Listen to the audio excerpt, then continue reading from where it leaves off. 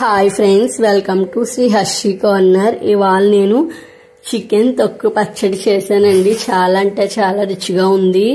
ఇది ఒక పచ్చడి ఉంటే చాలండి, ప్లేట్లో పెట్టిన అన్నం అంతా ఒక ముద్ద కూడా మిగిల్చకుండా తినేస్తారు.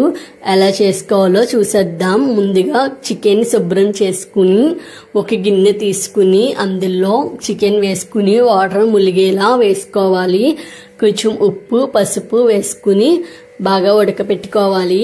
ఉడకపెట్టాక చికెన్ సెపరేట్ చేసుకుని అందులో చికెన్ని చిన్న చిన్న పీసెస్ కింద చేయాలి.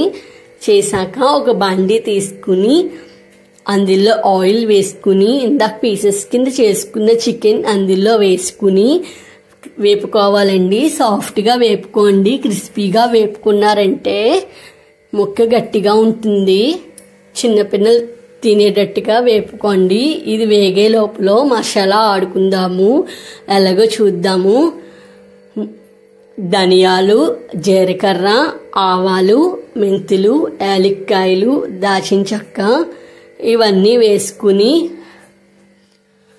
డ్రై రోస్ట్ చేసుకుని మిక్సీలో గ్రైండ్ చేసుకోండి. ఇలాగా ఈ చికెన్ వేగిపోతుంది. వేగాక అదే బాండీలో అల్లం వెల్లుల్లి పేస్ట్ వేసుకుని కలుపుకోండి. మాడిపోకుండా చూసుకోండి. మాడిపోతే చేదుగా ఉంటుంది. కొంచెం గోల్డెన్ కలర్ వచ్చేదాకా వేపుకోండి. అది వేగాక అందులో ఇందాక మసాలా ఆడుకున్నాం కదండి, అది వేసుకోండి. సాల్ట్ వేసుకోండి. కారం వేసుకుని పసుపు వేసుకుని మిక్స్ చేసుకోండి.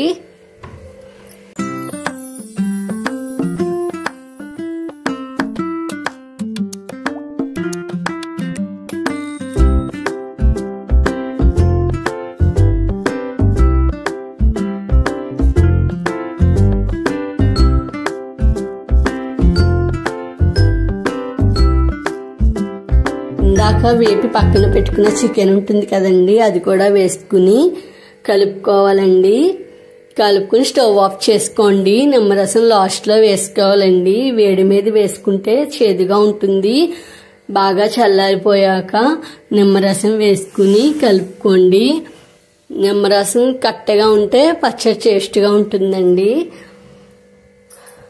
ఇంకా నా ఛానల్ సబ్స్క్రైబ్ చేసుకోకపోతే సబ్స్క్రైబ్ చేసుకోండి. లైక్ చేయండి. ఫ్యామిలీ ఫ్రెండ్స్కి షేర్ చేయండి. మీరు ఇది ట్రై చేసి ఎలా ఉందో నా కామెంట్ సెక్షన్లో కామెంట్ చేయండి.